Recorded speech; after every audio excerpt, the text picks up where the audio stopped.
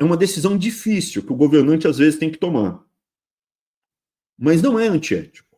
A princesa Isabel teria sido antiética se ela tivesse cozinhado a Lei Áurea mais 2 ou 3 anos, ou 4 anos, costurado politicamente e permanecido no poder, do que se ela tivesse assinado a Lei Áurea naquele momento. Não, poderia assinar a lei, só que em vez de 2 artigos, os artigos eram o seguinte: a lei do ventre livre tinha mais de uma dezena de artigos. Inclusive, tinha dinheiro, fundos, instituições para educar os filhos de escravos e tal. A lei do ventre livre era bem completa, acabava com a escravidão de dívida, era uma lei que tinha uma porrada de dispositivos.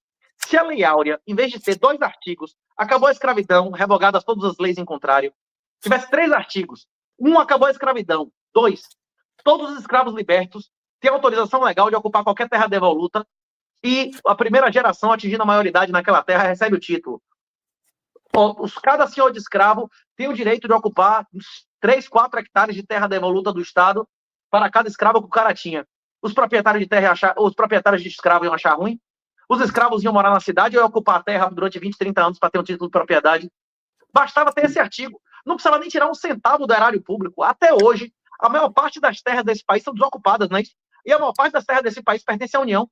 Bastava ter um dispositivo lá, invada a porra que for, que não tenha dono, que quando o seu filho que nascer nessa terra atingir a maioridade, ganha um título.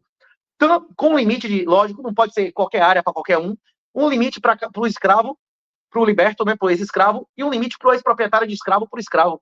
Acabou, estava resolvido. E era capaz do Brasil hoje ser mais rural, nunca ter existido favelas, nunca ter existido os cortiços da época da República, e nunca ter existido a República, né? Bastava ter um dispositivo legal, bastava dizer isso. Cada escravo, cada liberto tem autorização, sei lá, por 20, 30, 40 anos, de ocupar qualquer área devoluta desse país. E se for área pública, o filho dele, quando atingir a maioridade, recebe o título de propriedade.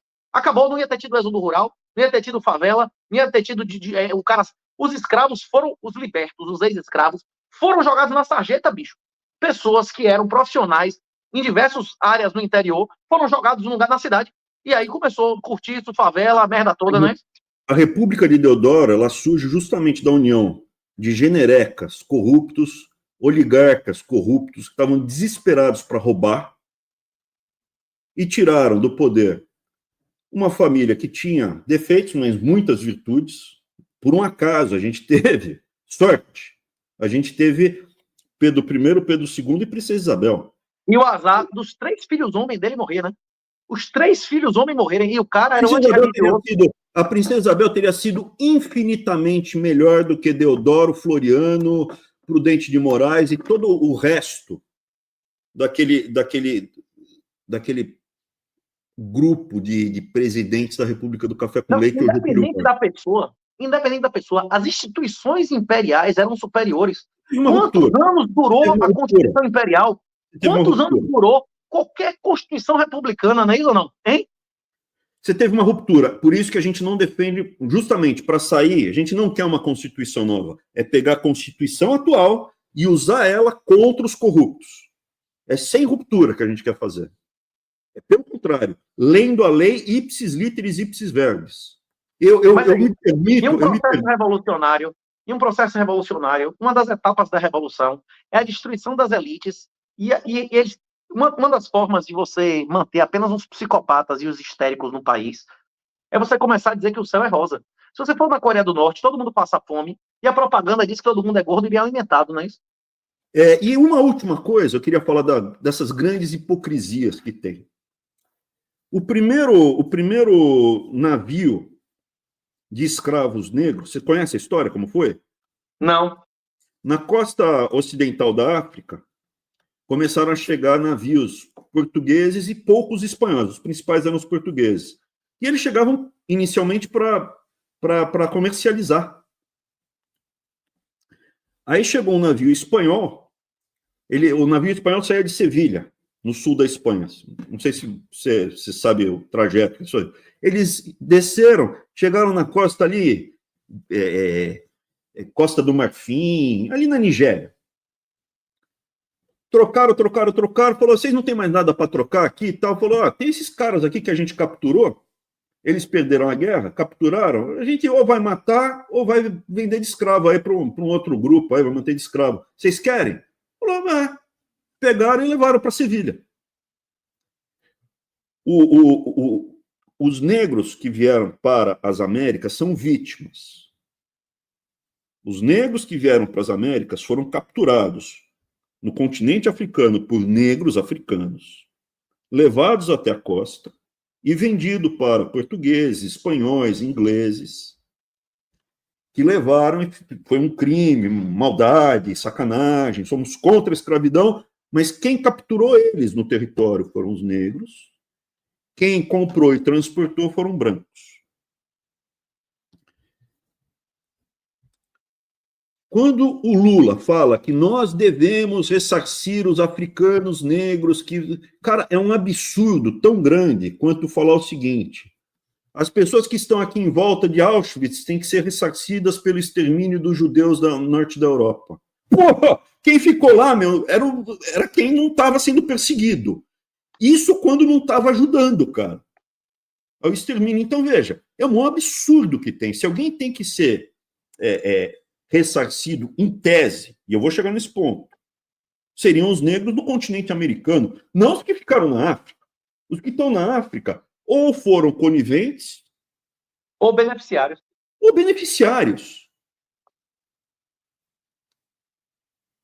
Agora, eu vou falar uma coisa para você. O meu avô, na mão de nazistas, sofreu, foi exterminado, tal. Os alemães também levaram bomba na cabeça, a mulherada foi estuprada, um horror. Todo mundo se lascou. No final da guerra, o Hitler queria que os alemães fossem exterminados, tinham que sofrer porque eles falharam como povo, nossa, loucura dele. Eu sou neto de um cara que foi, de uma família que foi alucinada.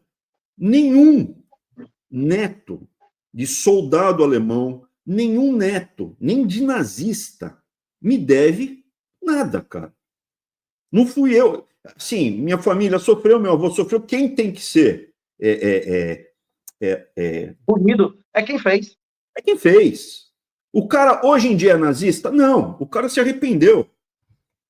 É isso. E a grande questão pelas quais as cotas racistas são racistas foi muito bem defendido nos Estados Unidos. Nos Estados Unidos houve leis racistas. Nos Estados Unidos houve Jim Crow Laws, inclusive no século XX, existiam leis de segregação racial. E o Supremo Tribunal Constitucional dos Estados Unidos concluiu que mesmo lá essas normas são inconstitucionais. E no Brasil, que nunca houve uma lei racista. Deixa eu voltar nesse ponto. A escravidão no Brasil não tinha raça. É amplamente documentado. Diversos negros que eram senhores de escravos e diversos brancos que eram escravos em várias épocas. Não houve lei, não houve política pública racista no Brasil. Como é que um Estado que não promoveu o racismo, a escravidão, pré-existe ou foi inventada pelo Império? Não, veja. O Império inventou a escravidão ou já existia? Não, vamos lá. Se a Princesa Isabel tivesse feito o que ela estava se programando a fazer, teria sido bom para o Brasil, não teria? Rapaz, seria muito melhor do que aconteceu. Eu acho que o ideal era permitir a galera ocupar a terra da coroa. Que aí interiorizava esse país aí, não precisava destruir o patrimônio da coroa, né? Vamos fatiar esse peru por gradual, porque senão é difícil de encarar ele inteiro. Vamos trabalhar na questão das cotas sobre as duas versões deles, a racial e a dívida genética. Você é descendente de escravagistas que tem que indenizar quem é descendente dos escravos, não é isso? Como é que prova isso? Não, deixa eu te perguntar uma outra coisa. Tem caso, então, eu já falo, eu sou descendente de um escravo que foi escravizado. E não foi no século XVIII nem XVII. Não, foi agora, 1945. 1945, meu avô era escravo. Em 1945, meu avô era escravo. Escravo do século XX, não foi há 200 anos. Meu avô era escravo em 1945. Um neto do cara que escravizou meu avô não me deve nada. Ele não pode ser nazista. Ele tem que reconhecer que foi errado. Mas ele, assim, não, o avô dele fez isso, agora ele me deve. Não deve nada. Para mim, não deve nada. Tem casos de neto de filho de nazista, autonazista, que casou com um judeu.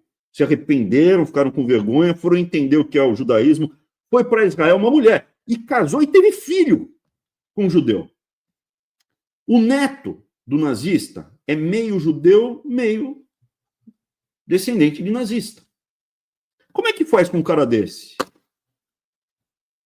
Ele vai, zerou. Metade dele deve a outra metade, né? Volta. No Brasil, por pior que tenha, a escravidão foi um horror, uma sacanagem. Pô, tinha caso de escrava que se entregava voluntariamente para um branco e tinha um filho mulato? Sim. Mas tinha também muito abuso sexual, não tinha? O filho do fruto desse abuso, ele é 50% escravocrata, geneticamente, e 50% escravo. Como é que faz com esse cara? Então não é uma dívida histórica genética. Tem que ser da circunstância. Não, esse cara daqui, ele sofre preconceito porque, pô, meu, tem uma predisposição o pessoal olhar torto para gente negra. Apesar da gente ver aqui nos escravos, 2/3 eram negros, 1/3 não era negro. Era desde mulato claro até, porque se fosse mulato escuro, ele entrava como negro no critério.